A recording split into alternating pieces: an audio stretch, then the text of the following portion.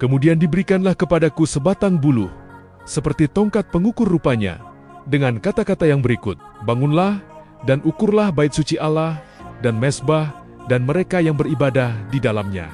Tetapi kecualikan pelataran bait suci yang di sebelah luar, janganlah engkau mengukurnya, karena ia telah diberikan kepada bangsa-bangsa lain, dan mereka akan mengginjak kota suci 42 bulan lamanya, dan aku akan memberi tugas kepada 2 saksiku, supaya mereka bernubuat sambil berkabung 1260 hari lamanya.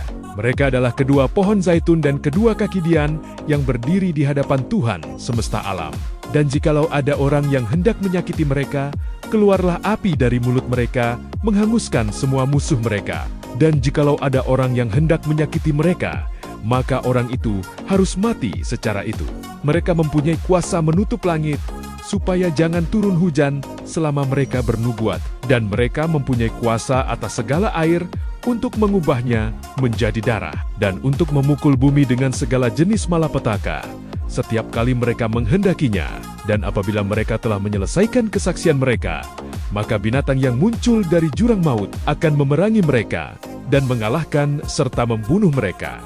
Dan mayat mereka akan terletak di atas jalan raya kota besar, yang secara rohani disebut Sodom dan Mesir, di mana juga Tuhan mereka disalibkan.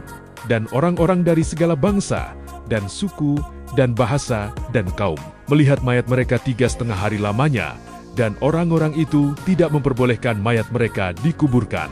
Dan mereka yang diam di atas bumi bergembira dan bersuka cita atas mereka itu, dan berpesta, dan saling mengirim hadiah. Karena kedua nabi itu telah merupakan siksaan bagi semua orang yang diam di atas bumi. 3,5 hari kemudian, masuklah roh kehidupan dari Allah ke dalam mereka, sehingga mereka bangkit, dan semua orang yang melihat mereka menjadi sangat takut.